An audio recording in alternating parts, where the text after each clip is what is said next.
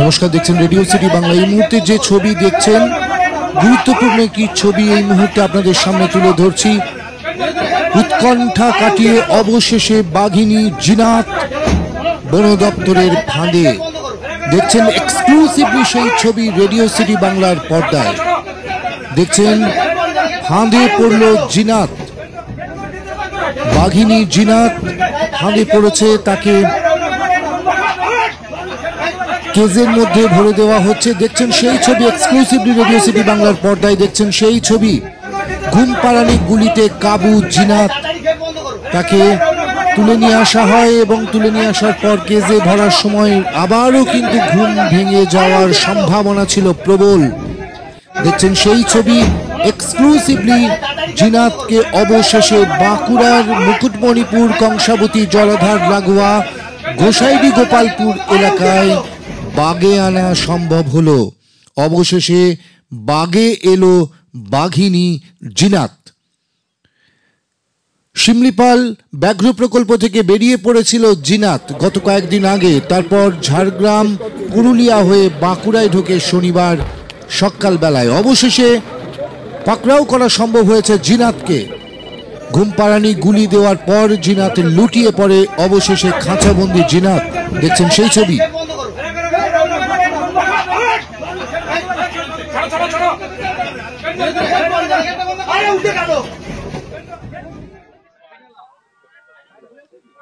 অবশেষে বাগে আনতে সমর্থ হয়েছে বন দপ্তর বাঘিনী জিনাতকে। গত কয়েকদিন ধরে নাকানি চোবানি খাচ্ছিল বন দপ্তর।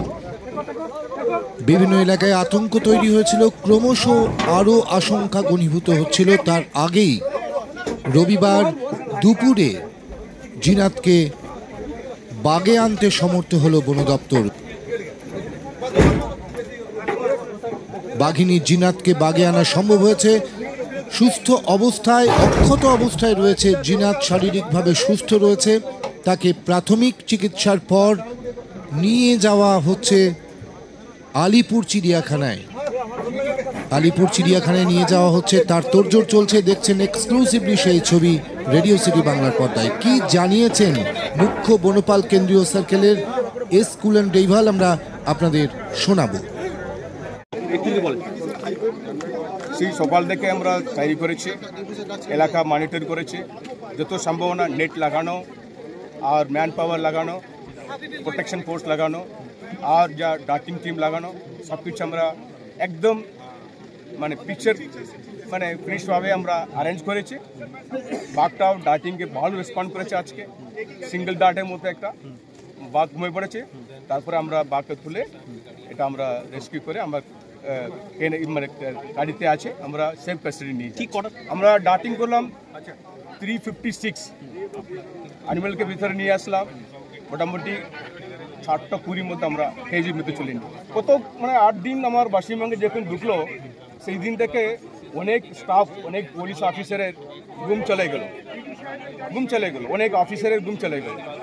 সেটা আমরা ফরেস্ট ডিপার্টমেন্টে আমার দায়িত্ব, আমার কর্তব্য, কিন্তু আমার ডিপার্টমেন্ট ছাড়া অনেক অফিসার এখানে সাপোর্ট করেছে, হেল্প করেছে, স্থানীয় মানুষ অনেক হেল্প করেছে, শক্তি মিডিয়াও হেল্প করেছে, সাপোর্ট করেছে।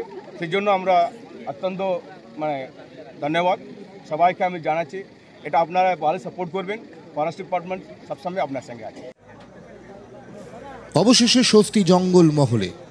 জিনাতকে পাকড়াও করতে পেরে স্বস্তিতে বন দপ্তর, স্বস্তিতে জঙ্গল মহলের মানুষ। Bureau report, radio city Bangla.